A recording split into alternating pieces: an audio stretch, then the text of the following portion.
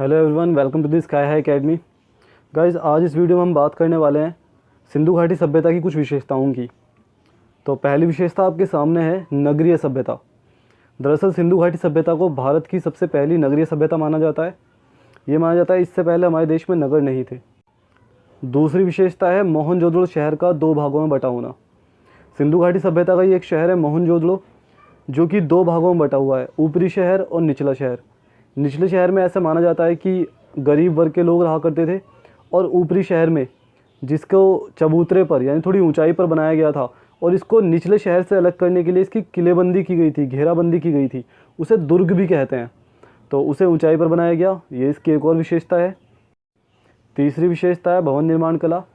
सिंधु घाटी सभ्यता के भवनों को पकी ईंटों से गारे की चिनाई के साथ बनाया जाता था, और फर्श पर भी ईंटों को बिछाया जाता था। इसके अलावा ये भवन कई बार बहुमंजिला भी हुआ करते थे, कई मंजिलों के। सबसे अंदर की तरफ एक बड़ा कमरा हुआ करता था, कमरे के बाहर आंगन, जिसका इस्तेमाल रोज़ाना के कामकाज के लिए किया जाता था। आंगन के बाद फिर एक छोटा कमरा, जिसे हम आजकल बैठक कहते हैं, उसमें अधिकतर कुएं की व्यवस्था होती थी, ताकि बाहर वाले लोग भी पानी वहीं से पी सकें। हर घर में कम से कम एक स्नान घर हुआ करता था। अगली विशेषता है सड़कें और गलियाँ। सिंधु घाटी सभ्यता में जो सड़कें थीं वो सीधी और एक दूसरे को समकोण पर काटती थीं, 90 डिग्री के कोण पर, चौराहे पर। और ये सड़कें एक ग्रिड पद्धति में बनाई गई थी। ग्रिड पद्धति कहते हैं जब इस तरह का जाल बन जाता है, एक पूरे शहर में सड़कों का एक जाल बिछाया जाता है, और फिर उसके बाद सड़कों के या फिर गलियों के चारों ओर घर मकान को बनाया जाता है। अगली विशेषता है जल निकास प्रणाली। ये बहुत इंपॉर्टेंट है, इसके ऊपर अलग से भी क्वेश्चन आता है। सिंधु घाटी सभ्यता में घर का गंदा पानी बाहर निकालने के लिए घर की नालियों को बाहर की नालियों से जोड़ा जाता था।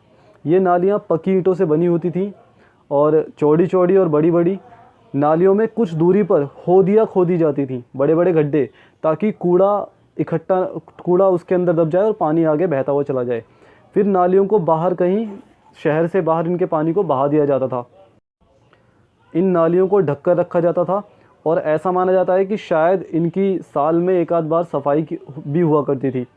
ऐसा भी लगता है कि इन लोगों को अपनी साफ़ सफाई का, नालियों की साफ़ सफाई का बहुत विशेष ध्यान था। अगली विशेषता है अन्नागार। सिंधु घाटी सभ्यता के मोहनजोदड़ो शहर में एक बड़े आकार का अन्न भंडार या फिर अनाज का गोदाम पाया गया है, जिसे अन्नागार कहा जाता है। इस अन्नागार का इस्तेमाल अनाज के भंडारण के लिए किया जाता था, और इसमें अनाज को रखने के लिए बड़े बड़े कमरे बनाए गए हैं। सामने की ओर एक दरवाज़ा है अंदर जाने के लिए। इसे पकी ईंटों का बनाया गया था, फर्श पर ईंटों को बिछाया गया था, लेकिन छत किस चीज़ से बनाई गई हो इसके कोई प्रमाण नहीं मिलते, कोई सबूत नहीं मिलता कि किस चीज़ से छत बनाई गई हो। लेकिन ऐसा लगता है कि शायद इसकी छत को लकड़ी से बनाया गया था, इसीलिए वो छत अब नहीं दिखाई देती है, क्योंकि लकड़ी शायद तब से अब तक गल गई होगी। ये मोहनजोदड़ो की सबसे बड़ी बिल्डिंग है, इससे बड़ी इमारत कोई और नहीं है। अगली विशेषता है विशाल स्नानागार। स्नानागार का अर्थ है स्नान घर। मोहनजोदड़ो के ऊपरी शहर में, जहाँ पर शासक या फिर राजा वगैरह रहा करते थे, उस शहर में बड़े आकार का स्नान घर पाया गया है। इसमें बहुत सारे कमरे हैं जिनका इस्तेमाल नहाने के लिए या फिर कपड़े धोने के लिए किया जाता होगा।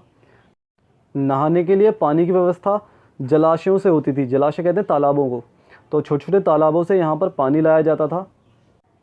इस स्नानागार का इस्तेमाल केवल स्नान घर के रूप में ही नहीं, बल्कि सामूहिक कार्यक्रमों के लिए भी किया गया। जैसे कि शादी ब्याह के लिए भी इसका इस्तेमाल हुआ। राजा को अगर कोई पूजा पाठ, हवन, यज्ञ वगैरह करना है तो भी इसका इस्तेमाल हुआ करता था। अगली विशेषता है लिपि। मोहनजोदड़ो की लिपि को आज तक पढ़ा नहीं जा सका है। ये एक रहस्यमय लिपि है, क्योंकि इस लिपि में जो अक्षर हैं उनकी संख्या बहुत ज़्यादा थी। 375 से लेकर 400 से तक अक्षर इसमें पाए गए हैं। इसी वजह से इसे पढ़ना संभव नहीं हो पाया है। ऐसा माना जाता है कि इसमें दाईं से बाईं ओर उर्दू की तरह लिखा जाता था, और इसमें चित्रों का और कीलाकार, मतलब इस लिपि को चित्राकार, क्योंकि इसमें चित्र बनाए गए हैं, और कीलाकार भी कह सकते हैं। ये कुछ प्रमुख विशेषताएं हैं सिंधु घाटी सभ्यता से जुड़ी हुई। इसके अलावा कुछ अन्य विशेषताएं जिसकी चर्चा हम अगली वीडियो में करेंगे। आई होप आपको इतना समझ में आया हो। अब नेक्स्ट वीडियो मिलते हैं, तब तक के लिए good bye, have a nice day.